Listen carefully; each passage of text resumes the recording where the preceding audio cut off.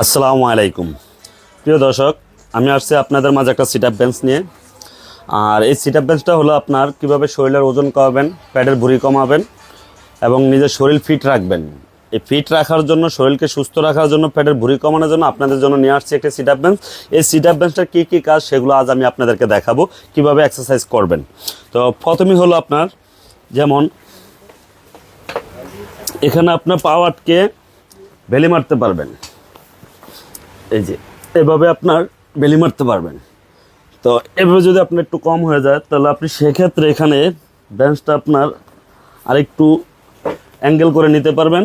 এটা হলো আপনার 220 ডিগ্রি পর্যন্ত অ্যাঙ্গেল হয়। এই যে এখন যদি আপনি করেন তাহলে আপনার পুরো পেটে প্রেশার পড়বে। আল্লাহু আকবার।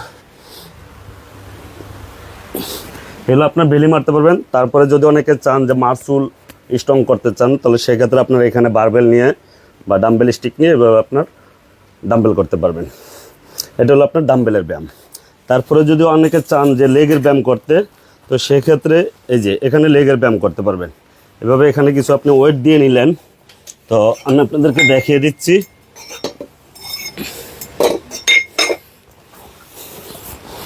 এই যে এভাবে আপনার লেগের ব্যায়াম করতে পারবেন।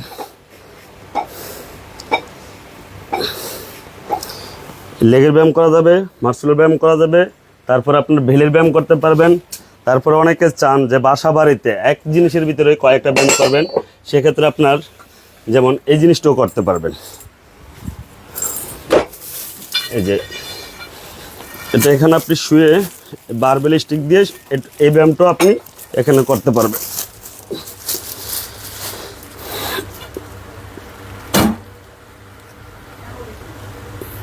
এই ব্যায়ামটাও করতে পারবেন।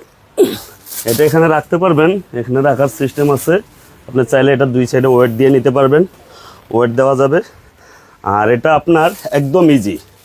আপনারা যদি চান যে বাসা বাড়িতে জায়গা কম, সেক্ষেত্রে এটাকে আপনি একবার ফোল্ডিং করে ফেলতে পারবেন এবং চাইলে এটাকে একবার ভাঁজ করে খাটের নিচে রাইখা দিতে পারবেন। এখান থেকে এটা ভাঁজ করা যায়, একদম ইজি। চাইলে আপনার বাসা একবার ভাঁজ করে খাটের নিচে ফোল্ডিং করে রাইখা দিতে পারবেন। যখন প্রয়োজন তখন ইউজ করলেন, আর যখন প্রয়োজন মনে না করলেন তখন আপনাকে খাটের নিচে রাইখা দিতে পারলেন। তো আশা করি আপনারা বুঝতে পারছেন। তারপরে বাকি বিস্তারিত সব কিছু আমাদের ডেসক্রিপশনে দেওয়া থাকবে।